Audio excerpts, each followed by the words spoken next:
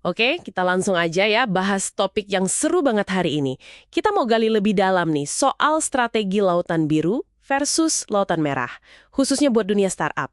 Kita pakai referensi dari buku Startup Myths and Models. Anda pasti udah sering dengar kan istilah ini? Iya, sering banget kedengeran. Satu, soal gimana caranya bikin pasar baru yang belum ada pesaingnya. Satu lagi ya, bertarung di pasar yang udah rame banget. Nah, itu dia. Dan pahamin itu penting banget loh, beneran krusial. Ini bukan cuma sekedar teori di buku, ini nyangkut ke keputusan nyata.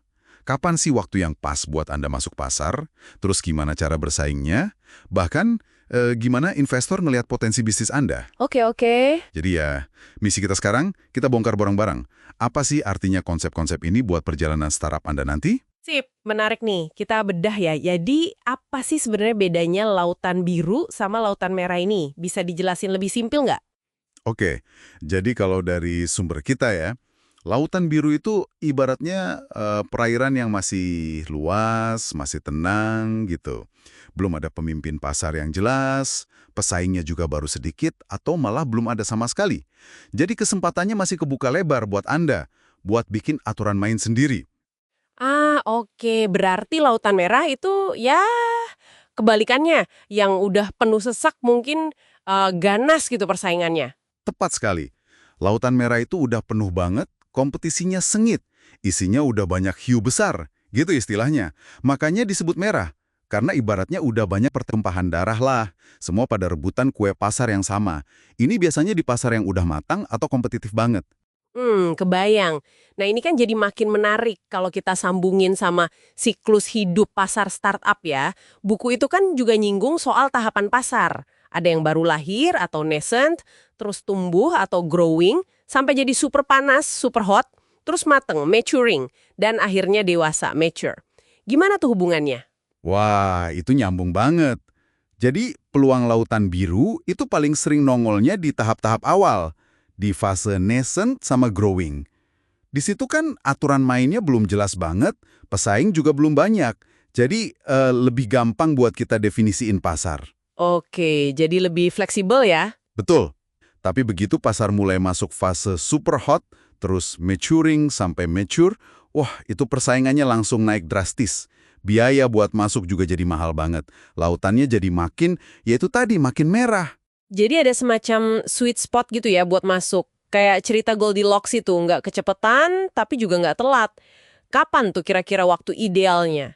Biasanya momen emasnya itu ada di sekitar transisi dari nascent ke growing. Kalau Anda masuk terlalu awal, pas masih nascent banget, risikonya gede juga. Anda bisa jadi kayak pionir yang nanggung semua resiko awal, padahal pasarnya belum tentu jadi.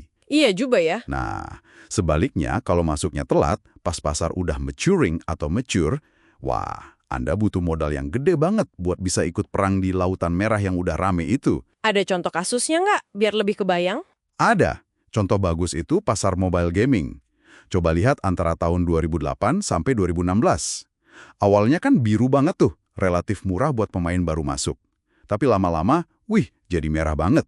Biaya buat dapetin pengguna aja udah meroket gila-gilaan. Wah, jadi timing itu krusial banget ya. Bukan cuma soal idenya bagus atau enggak. Salah timing bisa fatal akibatnya. Ini jadi nyambung nih sama mitos yang sering banget kita dengar. Katanya kalau mau sukses harus jadi yang pertama masuk pasar. Bener nggak sih gitu kalau kita pengennya nemuin lautan biru? Nggak selalu ternyata. Justru kalau kita lihat ya, banyak contoh menarik di mana pemain kedua atau bahkan ketiga malah yang akhirnya jadi dominan. Oh ya, siapa contohnya? Sebut aja Google atau Facebook deh. Mereka kan bukan yang pertama di bidangnya, tapi mereka masuk pas lautannya itu masih, katakanlah, biru keunguan. Mereka bisa belajar dari kesalahan para pionir sebelumnya, terus nawarin sesuatu yang lebih baik atau punya diferensiasi.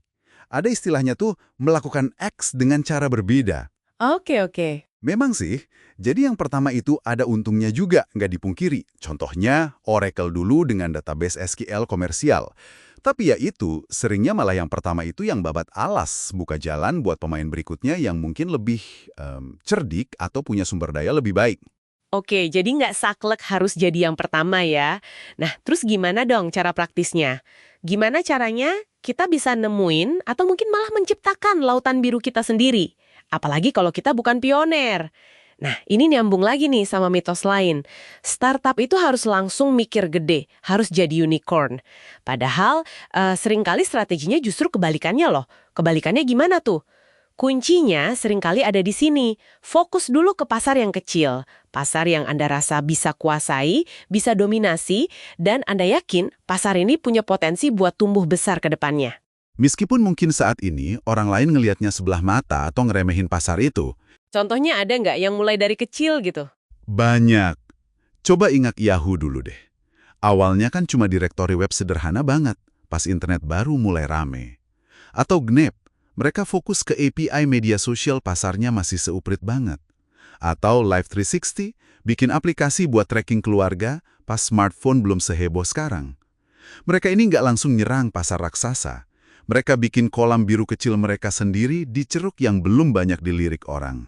Wah, menarik banget. Jadi intinya nih ya, Lautan Biru itu nawarin ruang gerak yang bebas dari persaingan sengit. Seringnya muncul di pasar yang baru banget atau ceruk pasar yang spesifik dan belum digarap. Betul. Sementara kalau Lautan Merah ya itu tadi, arena pertarungan yang udah padat, butuh sumber daya besar buat bisa bertahan dan menang. Persis. Dan memahami bedanya ini nih, penting banget buat Anda. Ini bantu Anda buat mengevaluasi peluang bisnis jadi lebih realistis. Anda mau masuk kemana nih? Mau ikut bertarung di arena yang udah penuh darah, atau mau coba memetakan perairan baru yang lebih tenang? Pilihan ini bakal ngaruh banget ke strategi produk Anda, cara cari pendanaan, sampai ekspektasi hasil akhirnya nanti. Iya benar juga. Ini jadi bikin mikir ya. Sumber kita kan banyak ngebahas dari sudut pandang tahapan pasar nih. Tapi jadi kepikiran, seberapa besar sih sebenarnya peran inovasi itu sendiri dalam menciptakan lautan biru? Mungkinkah gitu sebuah terobosan, entah itu teknologi baru atau model bisnis yang benar-benar beda, bisa aja mengubah lautan merah yang udah jenuh jadi biru lagi, nggak peduli tahap pasarnya udah matang sekalipun. Nah, ini mungkin bisa jadi bahan renungan menarik buat Anda di rumah. Sampai ketemu lagi ya di pembahasan kita berikutnya.